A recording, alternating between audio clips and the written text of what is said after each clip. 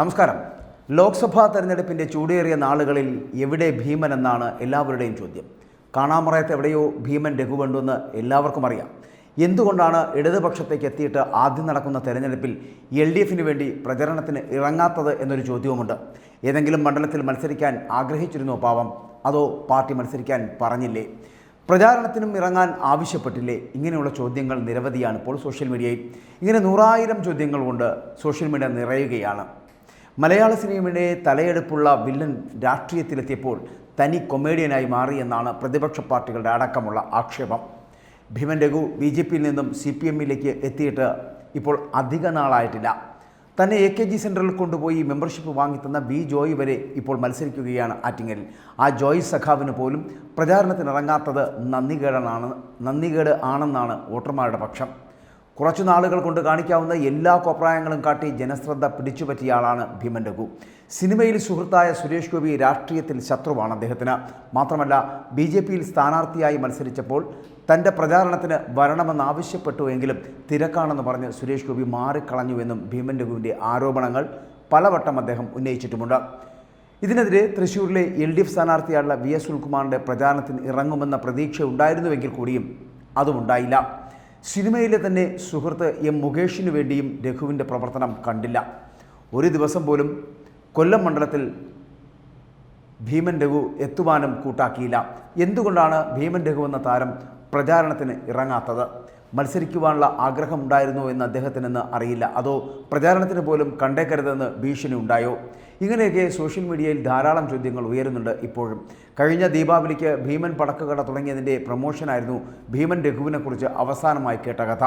പിന്നെ പൂർണ്ണമായും നിശബ്ദനാണ് ഭീമൻ രഘു. അതിനു മുൻപ് നിരവധി യൂട്യൂബ് ചാനലുകൾക്ക് അഭിമുഖങ്ങൾ നൽകുന്ന കാഴ്ചയുണ്ടായിരുന്നു.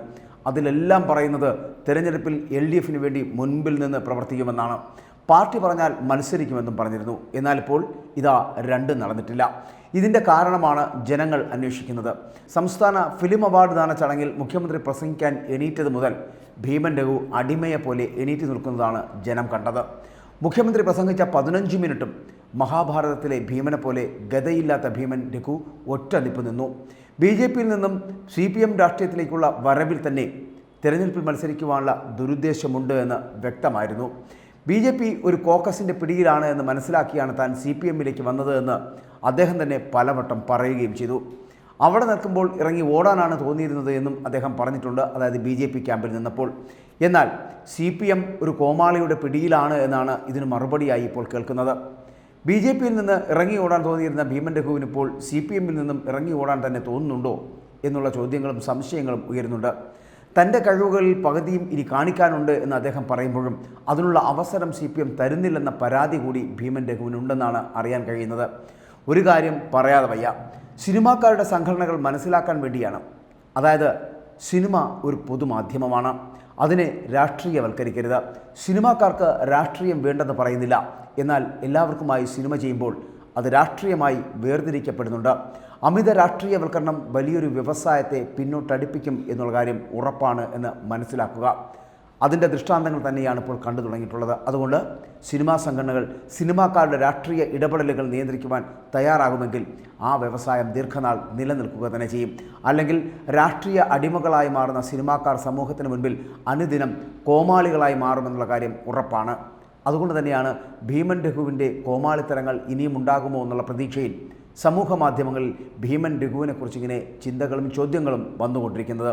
ലോക്സഭാ തിരഞ്ഞെടുപ്പിൻ്റെ ചൂടേറിയ നാളുകളിൽ ഭീമൻ രഘുവിനെക്കുറിച്ച് കൂടി ചോദിക്കേണ്ടി വരുന്നത് അതുകൊണ്ട് തന്നെയാണ്. ഭീമൻ രഘുവിൻ്റെ കോപ്രായങ്ങൾ ഇവിടെ ഈ പൊതുസമൂഹം പലവട്ടം കണ്ടതാണ്. അത് BJPയിലായിരുന്നപ്പോഴും തിരികെ CPMലേക്ക് എത്തിയപ്പോഴും. CPMൽ എത്തുമ്പോൾ അദ്ദേഹത്തിൻ്റെ ഒരു താല്പര്യവും ആഗ്രഹവും മനസ്സിലുണ്ടായിരുന്നു. ആ 20 സീറ്റുകളിൽ എവിടെയോ ഒരു സീറ്റിൽ ഭീമൻ രഘു എന്ന ഈ നടൻ മത്സരിക്കുമെന്ന് അദ്ദേഹം തനിയെ എപ്പോഴെങ്കിലും തോന്നിച്ചിരിക്കാം, അല്ലെങ്കിൽ അങ്ങനെ സ്വപ്നം കണ്ടിരിക്കാം. ആ സ്വപ്നങ്ങൾ യാഥാർത്ഥ്യമാകാത്തത് കൊണ്ട് തന്നെയായിരിക്കാം ഇപ്പോൾ ലോക്സഭാ തെരഞ്ഞെടുപ്പിൻ്റെ ചൂടേറിയ നാളുകളിൽ പ്രചാരണ പ്രവർത്തനത്തിന് പോലും അദ്ദേഹത്തിന് കാണാൻ കഴിയാത്തത്. അല്ലെങ്കിൽ അനങ്ങിപ്പോകരുത്, നിങ്ങൾ ഈ പുറം ലോകത്ത് വന്നു പോകരുത് എന്നുള്ള കൃത്യമായ നിഷ്കർഷ തിട്ടൂരം CPM ഭീമൻ രഘുവിന് നൽകി കാണണം. അതുകൊണ്ട് മാത്രമായിരിക്കും ഈ ഭീമൻ രഘുവിനെ ഈ പരിസരങ്ങളിലൊന്നും കാണാത്തത്. പക്ഷേ സമൂഹ മാധ്യമങ്ങളിൽ ഇതാ തിരയുകയാണ്, എവിടെയാണ് ഭീമൻ രഘു, എവിടെയാണ്?